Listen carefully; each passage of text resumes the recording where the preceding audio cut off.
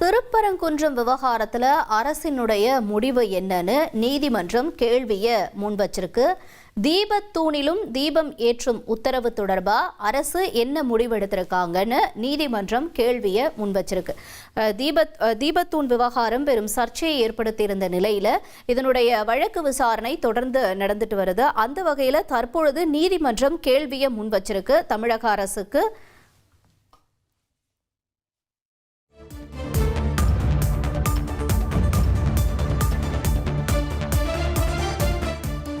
திருப்பரங்குன்றத்துல தீபத்தூண்ல தீபம் ஏற்றும் விவகாரம் தொடர்பா ஒரு சர்ச்சை ஆகியிருந்த நிலையில இந்த விவகாரத்தினுடைய வழக்குகள் நிலுவையில் இருந்தது. இதற்கான விசாரணையும் தொடர்ந்து நடந்துட்டு வருது.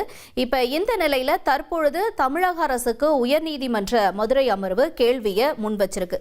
திருப்பரங்குன்றம் தீபத்தூண்ல தீபம் ஏற்றும் உத்தரவு தொடர்பா அரசினுடைய முடிவு என்னன்னு கேள்வியை முன் வச்சிருக்காங்க உயர்நீதிமன்ற மதுரை அமர்வு.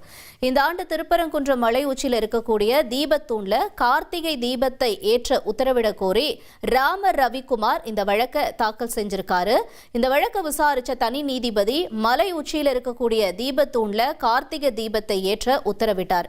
அதுக்கப்புறமா நீதிமன்ற உத்தரவை நிறைவேற்ற போதிய நடவடிக்கை எடுக்கலன்னு நீதிமன்ற அவமதிப்பு வழக்குகள் தாக்கல் செய்யப்பட்டு அதிலும் பல்வேறு உத்தரவுகள்லாம் பிறப்பிக்கப்பட்டிருந்ததை நாம பார்த்தோம்.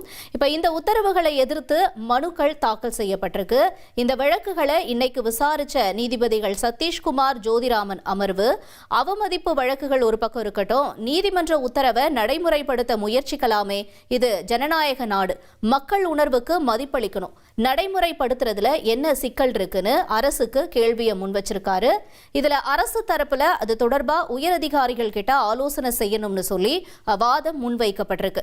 தர்கா தரப்புலையும் தங்களுடைய வழக்கை சேர்க்கணும் அப்படிங்கிற கோரிக்கையும் ஒரு பக்கம் வச்சிருக்கக்கூடிய நிலையில இதையடுத்து நீதிபதிகள் உத்தரவு தொடர்பான அரசினுடைய முடிவு என்னன்னு தொடர்பா தெளிவா விளக்கணும்னு அறிவுறுத்தி வழக்கை ஜூன் 22 தள்ளி வச்சிருக்காங்க.